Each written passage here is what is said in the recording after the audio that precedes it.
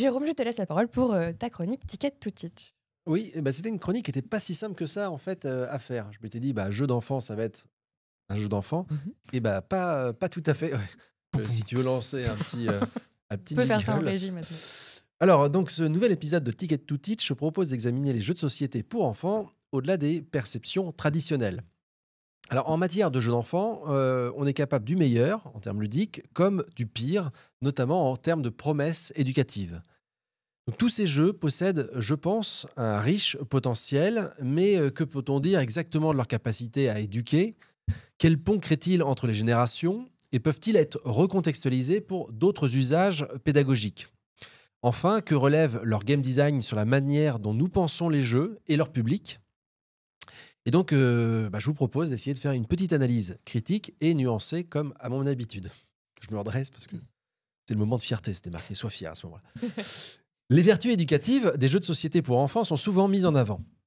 Vita Barul et ses collègues, dans une étude récente en 2024, ont démontré que leur utilisation en classe améliore la mémoire de travail, la flexibilité cognitive et les compétences mathématiques, tandis que dans un ouvrage comment dire, un ouvrage de place en 2015, les bases du Game-based learning, ici Place souligne leur rôle dans le renforcement des compétences sociales et émotionnelles, comme par exemple la collaboration, la gestion des conflits. Cependant, ces promesses doivent être nuancées. Tous les jeux ne sont pas également éducatifs. Alors que des titres comme Monza ou La course des tortues stimulent stratégie et motricité, d'autres, davantage axés sur la chance, offrent des apports qui sont, on va dire, limités. Et c'est pour ça qu'en fait, quelque part, l'enfant, lui, il aime bien le Monopoly, les petits chevaux et le jeu de doigts. Parce que quelque part, on est vraiment driven par la chance, le lancer de dés, par l'aléa pur. Et l'enfant, il aime bien cette situation qui va recréer des conditions d'égalité entre lui et l'adulte en termes de performance. Vu que il a autant de chances, lui semble-t-il, que nous de faire un bon jet, finalement, il va bien aimer parce que il retrouve un terrain qui va lui permettre équitablement d'être meilleur que l'adulte, son parent. Mais c'est pas suffisant, je pense, pour pouvoir construire une vraie promesse éducative. Donc, il est crucial, donc c'est Gauthier et al. En 2018, de ne pas confondre intention éducative et potentiel effectif, au risque de transformer une activité ludique en un exercice contraint. D'une part, on vous force à aller, va jouer, tu vas bien t'amuser et tu vas bien apprendre. Donc là, si on le présente comme ça peut être un souci. Et puis l'autre chose, c'est que l'intention éducative, on a eu toute une collection de jeux qui étaient les jeux Nathan, où on avait la promesse d'avoir des jeux éducatifs. Bon, ça a été démontré de façon très explicite que ces jeux n'ont pas de plus-value en termes d'apprentissage de la lecture, d'apprentissage à compter. Hein, voilà, on y arrive plus avec des jeux qui ont une dimension de game design plus poussée. Mais les jeux pour enfants ne se jouent pas toujours de cette façon isolés, à huis clos, on va leur demander enfin, il faudra la reprendre cette chronique, où il va falloir que je me domestique pour ne lire que ce que j'ai écrit. Mais je veux dire que, c'est pas toujours un espace entre l'enfant et le jeu. Il y a des espaces d'échange qui peuvent s'ouvrir entre le jeu, l'enfant et aussi son environnement et les personnes qui l'entourent. Selon Lynn Hadza, c'est en un seul mot, c'est pas une fille qui s'appelle Lynn Hadza, c'est Lynn Hadza. Selon Lynn Hadza en 2013, jouer avec les enfants renforce les relations familiales, hein, en facilitant la transmission de valeurs et de compétences. Et ce, de façon plus intuitive que sous le mode, par exemple, de tu n'as pas le droit de faire ci, tu n'as pas le droit de faire ça. Quelque part, par le jeu, la valeur passe plus facilement. Cependant, l'expérience ludique des adultes face à ces jeux reste ambiguë. Certains y trouvent un véritable plaisir, notamment grâce à des mécaniques simples mais engageantes, comme dans King Domino ou High School. On peut, en tant qu'adulte, passer un bon moment à jouer avec ses enfants. D'autres, en revanche, perçoivent ces activités comme des obligations sociales. Ok, on va jouer, mon chéri, ça va être bien.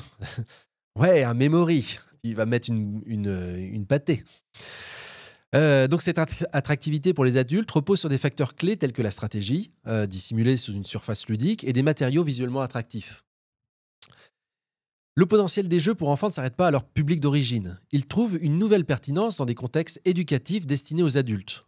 On a aussi donc ces jeux pour enfants qui peuvent être complètement sortis de leur fonction première et être détournés pour aller vers un public adulte. Par exemple, le Dobble, utilisé dans des formations professionnelles pour travailler réactivité et concentration.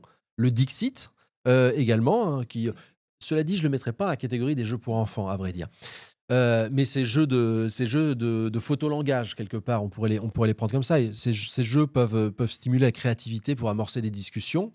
Et ces transpositions soulignent la polyvalence de mécaniques simples. On pourrait faire d'ailleurs tout un sujet sur la simplicité dans les règles et de se dire pourquoi c'est important d'avoir des règles simples. Et donc, si c'est un des éléments qui constitue la base d'un jeu pour enfants, par extension, des fois, on pourrait se dire que ça pourrait être aussi la base de toute activité ludique.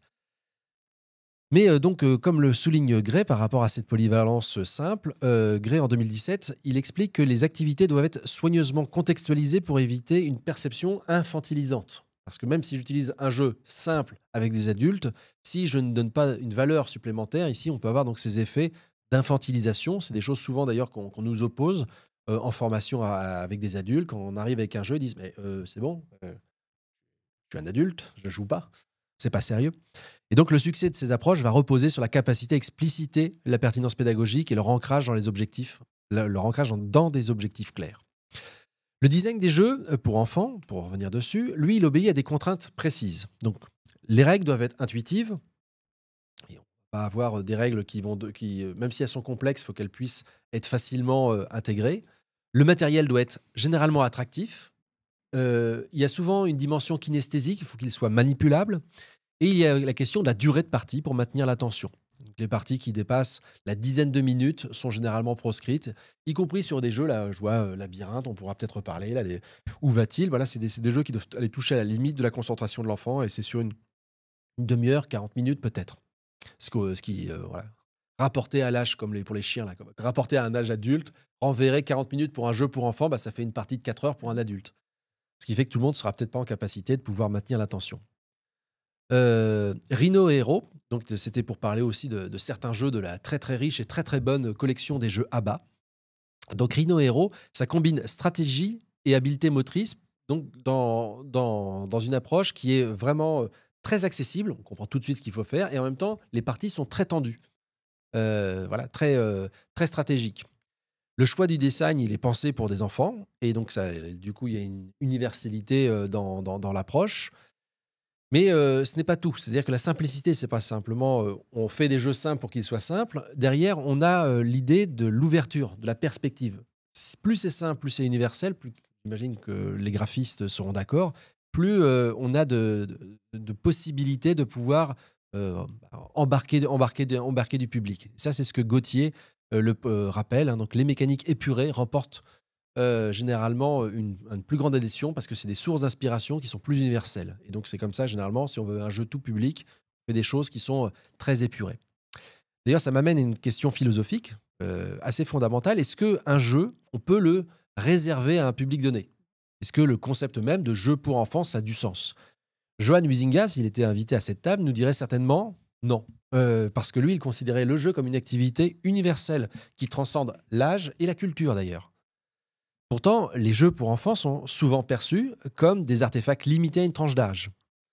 Donc, est-ce que c'est une construction sociale ou est-ce que c'est une réalité ludique?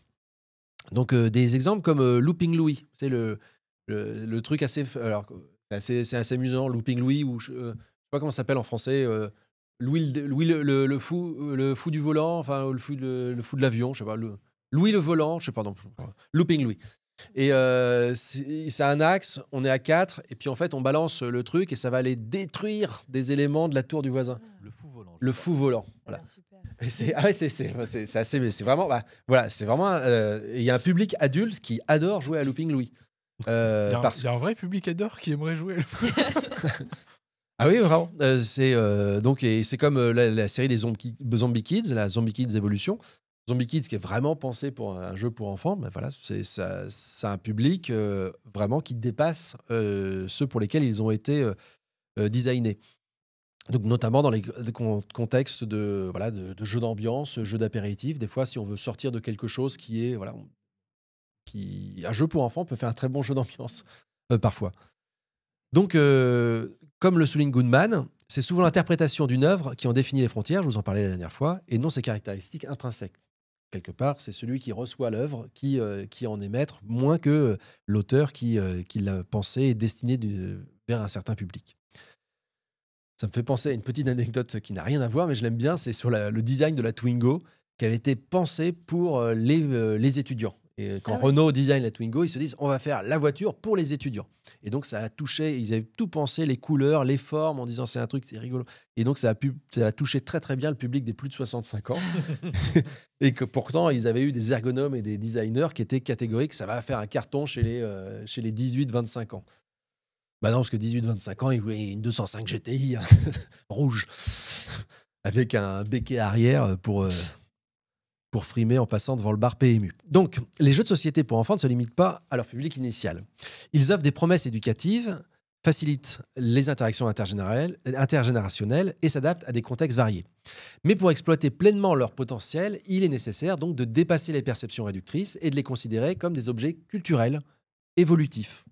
Donc, moi, je vais vous inviter, les uns et les autres, à la prochaine partie de Labyrinthe, de King Domino, voilà, on va en reparler tout le temps. Là.